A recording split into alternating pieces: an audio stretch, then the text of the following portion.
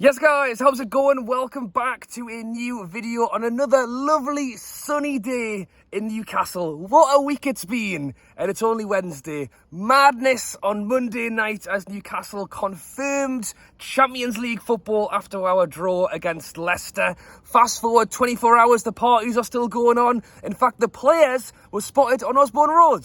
Even they were out celebrating last night. It's thought that they actually went on to Cozy Joe's in the town after to do a bit of karaoke. Oh, how I wish I could have been in Cozy Joe's on the stage with Joe Linton singing that Champions League theme tune. But fast forward 24 hours further, and there's more big news coming out today that Newcastle are close to agreeing next season's shirt sponsor. We've known for a little while, and there's been lots of conversations on the fact that Fun 88 will be no more. It's understood that Newcastle, in fact, cut the contract with Fun 88 2 years early. Because I don't think we were getting very much off Fun 88. It's actually thought that this new shirt sponsor will be worth more than 3 times the amount Fun 88 was. And I'll talk a little bit in a moment about how much it's thought to be, how much that compares with other Premier League teams as well. As I say, this is a conversation that's pretty much gone on all season. We understood that Fun 88 was getting cut 2 years early. However, it would have ended next year anyway because Fun 88 are a gambling company and you are not allowed gambling sponsors from the season 24-25 anyway.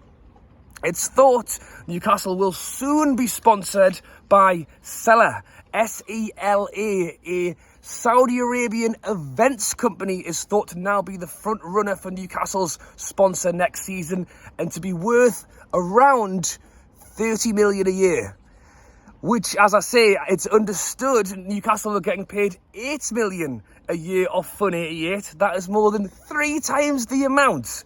There was links to Emaar, the Dubai-based company. There was links to other Qatar-based companies. Well, it's thought that Sela is now the front runner, which is a Saudi Arabian-based company, which makes the most sense. PIF, you know, it was always thought it would go that route, but after question marks on Premier League and whether the rules are all changing because you aren't allowed to be sponsored by a company you're also affiliated with. Didn't mind when Mike Ashley had 7 million Sports Direct signs all around St James's Park, but suddenly it's a big issue. But regardless, because of where we are right now, I don't think we'll have any problem. I think there'll be plenty of companies out there who are happy to sponsor us. And you're probably thinking as well, but Rob, the season's about to end.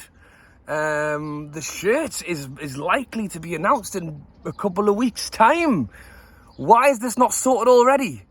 Well, I'll tell you why. Because we now have Champions League football.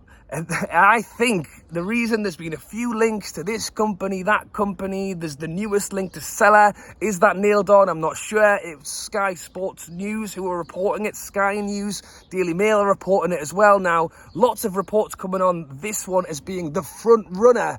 It's not to say that it can't change possibly next week. But the difference is we've now confirmed Champions League football.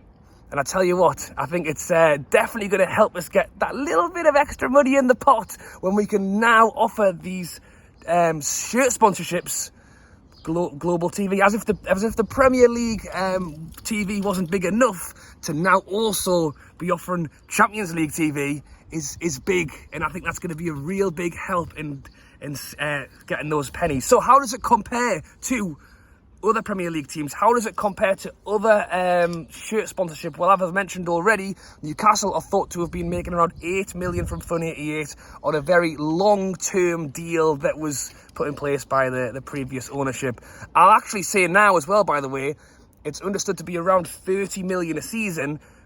I very much doubt we've gone ahead and signed the new 7-year deal or whatever, rolling contract, because if we go on to do this, that, get to another final at Wembley maybe, if we can try and get Champions League again next season, if we're growing and getting bigger and better, we can slowly but surely ask for more money each time. As you can see on screen, in comparison to other Premier League sides, it puts us pretty much just under the the usual up until this season when we changed things, teams who are hitting, you know, European football, Champions League football, and it is all down to this now fair value market, which once again was a rule that didn't seem to matter ever until this season when Newcastle got the richest owners in the world. So I think we are being a little bit careful on that one. We've probably looked at that list. We've looked at that list. Where are they? Where are we? Where's everybody else? Well, if we just fit in quite nicely there, that's 1 year. That's step one. Let's talk about it again next season and the season after that, as we continue to go, as we continue to hopefully maintain where we are finishing in the league. I think it's going to be hard next season. I think Premier League and Champions League, and hopefully a Carabao Cup run, and hopefully an FA Cup run to try and nail third or fourth again is a big step. And I think a lot of Newcastle fans will certainly give the team the benefit of the doubt. I think that's why this summer is so important, which is kind of a runoff of the conversation on the shirt sponsorship, because the more money we bring in from that, the more money we are getting paid by the Premier League to finish high this season, the more money we are getting paid for getting into the Champions League, the further we can get into the Champions League. It's all going into summer transfers, January transfers, trying to build this squad up as much as possible so we can try and maintain and continue to finish in those top spots, which then allows us to ask for more money. You know, it's a complete circle. It's a revolving door. It's moving. It's fluid. It's always moving, and that's why we need to try and keep it going. And that's why, as I mentioned, I think any deals we are creating will be pretty short term, unless it's long term, to kind of have that I guess relationship with them, but with the full understanding that we will be asking for more, we will be asking for conversations, and that we can continue changing it. So as I've said, how does it compare? 30 million? It's pretty good, let's be honest, sitting just underneath. Obviously, Man City are the top runners there with 50 million. Man City is a little bit different because they actually have multiple club, well, they are a multi-club, aren't they? I've did a video on that. I will put the link down below if you're interested on the potential of Newcastle one day becoming a multi-club. Man City obviously owning a team over in America. They've got a team in Australia as well. They haven't done a full rebrand on everyone. It's kind of the City brand. New York City, I think is it Melbourne City? Perth City? I think it's Melbourne. Anyway, they've kind of gone out, they've kind of started to use that to help bring players in, loan players out.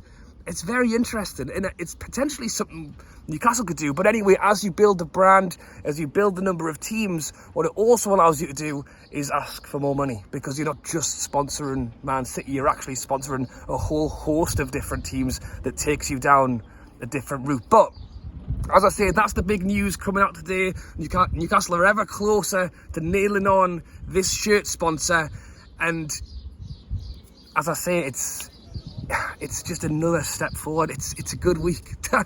It's a good week to be a Newcastle fan. The season's not even over yet, and everyone's already starting to talk about the behind the scenes, the finances, and what can we spend this summer window. That's the interest, isn't it? It's how much money is coming in here, what's happening there. I mean, when New Fun 88 was going to have to go, the new and the shirt sponsor, that was bringing in more than Fun 88 is, which is mad. But it just shows how times are changing and how this club is moving forward. So let me know your thoughts down below on Sela. I've not even spoken about them, have I? To confirm, Sela, it is a Saudi Arabian based company. They are said to have founded, I think, 1995. We're one of the first athlete representation companies in Saudi Arabia, come events companies, sporting events, but also other events, are highly involved with the Saudi Arabian men's team. Yeah, that's who we're looking at right now. It's not a surprise. PIF, I'm sure, are looking at Saudi Arabian based companies. It's not thought to have any issues with dealing with a company linked to our owners, and in terms of how much money it is and the fair play market, it looks like it's sitting pretty fine to me. So you let me know your thoughts down below on the sponsorship, on the shirt links. As I say, it's a happy time to be a Newcastle fan. We'll wait and find out, and I'll wait and find out what the new shirt looks like for next season, because I'm excited to see it. I'm excited to get it. I'm excited to get those Champions League badges on the arm. All right, guys, thanks for watching. Let me know your thoughts down below, and I'll catch you later.